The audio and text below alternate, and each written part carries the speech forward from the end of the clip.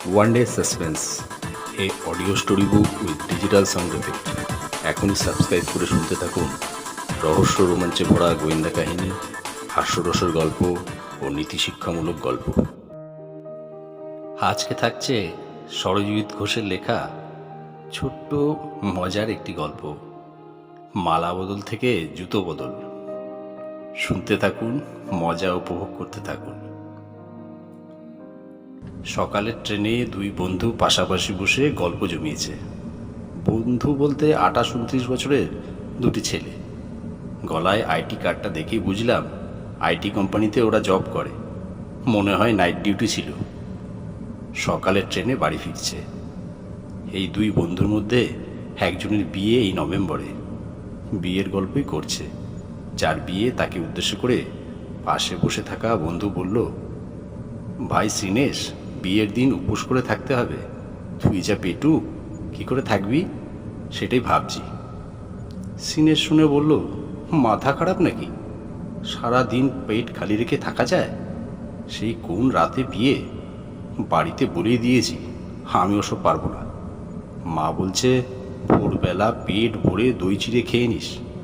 এদিকে অনুরাধাও বলছে বিয়ের দিন নাকি খাওয়া যায় না কিছু, ওই মিষ্টি জল ছাড়া। আমি অনুকে বলেছি তোমরা মেয়েরা উপোস টুপোস করতে পারো, আমি বাবা পারবো না। অনু বলেছে আমি উপোস করে থাকবো, তাই তোমাকেও উপোস করে থাকতে হবে। বিদেশ, তুই একটু অনুকে বোঝাস তো, এসব অত্যাচার মানা যায়? কথা শুনে যা বুঝলাম, শ্রীনেশের হবু বউয়ের নাম অনুরাধা। বিদেশ শ্রীনেশ আর অনুরাধার কমন ফ্রেন্ড। শ্রীনেশের কথা শুনে বিদেশ হেসে বলল, তুমি শালা নিজে অনুকে বোঝাতে পারলে না, আর আমি বোঝাবো? অনু যা বলেছে তাই শুনতে হবে তোকে। আমি অনুর পক্ষে। আমি অনুকে বরং বলবো এ মালটা সুবিধার না, এর সাথে মালা বদল করার চেয়ে বাদুরের সাথে মালা বদল করা ভালো। বিদেশের এমন কথা হাসির উদ্রেক করল। আমি তো পাশে বসে হাসছি। শ্রীনেশের মুখোমুখি বসা বয়স্ক মানুষটিও ফিক ফিক করে হাসছেন। বয়স্ক বলতে ওনার বয়স প্রায় 70 বা তার বেশি তো হবেই। এদিকে বয়স্ক মানুষটির পাশে বসেছেন এক আধাবয়স্ক একটি লোক। তিনি আবার ভোস ভোস করে ঘুমোচ্ছেন, আর মাঝে মাঝে বয়স্ক মানুষটির গায়ে ঢলে ঢলে পড়ছেন। এদিকে বয়স্ক মানুষটিকে হাসতে দেখে শ্রীনেশ বলে উঠল, তুই মালা বদলের কথা বলতে দাদিও কেমন ফিক ফিক করে হাসছে দেখ। কি দাদু, তুমি মালা বদল করতে গিয়ে উপোস করেছিলে নাকি? দাদুর মনে হয় প্রেম করে বিয়ে। দাদু ঠিক বললাম তো? দাদু এবার মুখ খুললেন। আমাদের কালে প্রেমের অত রমরমা ছিল না, না দেখেই বিয়ে করেছি। ছাদনা তলায় মালা বদল করতে গিয়ে তাকে প্রথম দেখা। বিদেশ বলল, জিও দাদু জিও। তা ঠাকুমাকে প্রথম দেখার পর ফিলিংস কেমন ছিল? মুখ থেকে পান পাতা সরিয়ে ঠাকুমা হেসেছিল তো? এমন কথা শুনে দাদুর মুখে লজ্জা সুলভ সে কি হাসি। এই বয়সে এসে দাদু আরও একবার রোমান্টিক হয়ে উঠল। নাতির বয়সী শ্রীনেশ আর বিদেশ ট্রেনের কামরায় দাদুর মালা বদলের গল্প জমিয়ে তুলল একেবারে।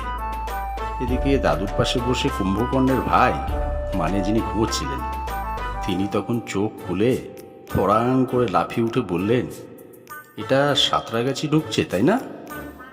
কেউ একজন হ্যাঁ বলতেই পড়ি মড়ি করে দৌড়লেন গেটে। এদিকে দাদু তখন বিয়ের গল্পে বিভোর। দাদুর বিয়েতে দাদুর শালীরা দাদুকে বাসর ঘরে তো ঢুকতেই দেয়নি। দাদু সেই গল্পই করছিল। 500 টাকার দাবি করেছিল। দাদু বলেছিল, 50 টাকা যদি নিতে রাজি থাকো তো বলো, না হলে দেব না। দাদুর গল্প তখন অনেকেই শুনছে আর হাসছে। ট্রেন তখন সাঁতরাগাছি ছেড়ে আরও 2টো স্টেশন অতিক্রম করে টিকিয়াপাড়া চলে এসেছে। টিকিয়াপাড়া থেকে হাওড়া স্টেশন পর্যন্ত যে পথ, রেলের ইতিহাসে এটাই সবচেয়ে দীর্ঘ সময়ের পথ। কখন নামতে পারবেন আপনার ঘড়িও আপনাকে জানাতে পারবে না। আপনার সমস্ত এনার্জি ক্ষয় হয়ে যাবে এই পথেই। তাই বেশি করে এনার্জি নিয়েই এই পথে বসতে হয়। হঠাৎ করেই দাদুর মালা বদলের গল্প পালা বদল করল।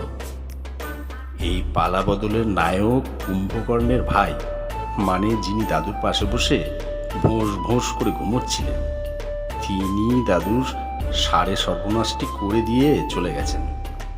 পুরোটা করলে ফুল সর্বনাশ আখ্যা দিতে পারতাম, অর্ধেকটা করেছেন তো, তাই সাড়ে সর্বনাশ বললাম। দাদুর রসিক মন তখন বেরসিক কথা বলতে শুরু করলো।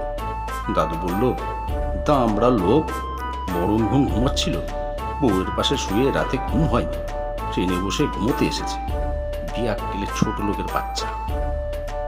অনেকেই বুঝতে পারছে না হঠাৎ করেই দাদুর রূপ বদলে গেল কেন। বিশেষত যারা দূরে ছিল, বেশ তো মালা বদলের গল্প চলছিল, তারপরে দুম করে দাদুর রোল বদল। দাদু বিশাল রেগে গেছেন, রেগে গিয়ে খিস্তি খেউর শুরু করেছেন। বিদেশ মুচকি হেসে বলল, দাদু আপনার নিচেটা ভালো করে দেখুন তো আছে কি না। দাদু বলল, সে আমি আমার নিচেটা দেখেই তো বলছি, এই তো আমার এক পাটি বাটার জুতো আর তার এক পাটি পুরনো নীল হাওয়াই চটি। এরপর আমি খুঁজলে পাবো? কি ফ্যাসাদে পড়লুম বলো তো। ট্রেনের মধ্যে ঘুমাবে আর ঘুম থেকে উঠে কাঠটা পড়ে বা যাচ্ছে সে হুঁশ নেই। ওপাশ থেকে কে যেন বলল, মালা বদল থেকে একেবারে দাদুর জুতো বদল। দাদু জুতোতে ফোন নাম্বার লেখা নেই? আমার একবার ব্যাগ বদল হয়ে গিয়েছিল, ব্যাগে ফোন নাম্বার ছিল বলে ব্যাগটা ফেরত পেয়েছিলুম। দাদু রেগে বলল, এটা তো বাটার জুতো, তাই নেই। তোর মতো পাঠার জুতো হলে ফোন নম্বর কেন, তোর ছবিটাও দেওয়া থাকতো। জুতো বদলে গেলেও জুতোটা ফিরে পেয়ে যাবি।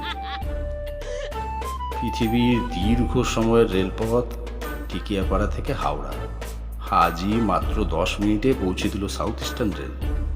মালা বদল থেকে জুতো বদলের গল্প আরও একটু হলেও হতে পারত, হতে দিল কোথায়। যথা সময়ে ট্রেন স্টেশনে পৌঁছেছে বলে আমিও রেলকে গালি দিলাম, কারণ সাউথ ইস্টার্ন রেল আজ নিজের রোল বদল করেছে।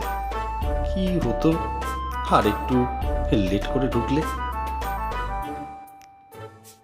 গল্পটা শুনে ভালো লাগলে নির্দ্বিধায় লাইক, কমেন্ট এবং শেয়ার করুন। একটা লাইক তো আশা করতেই পারি। হাসতে থাকুন, ভালোবাসতে থাকুন। আপনার মূল্যবান মতামত জানাতে ভুলবেন না। নিয়মিত নতুন নতুন গল্প শুনতে দয়া করে আমাদের ইউটিউব চ্যানেল সাবস্ক্রাইব করুন।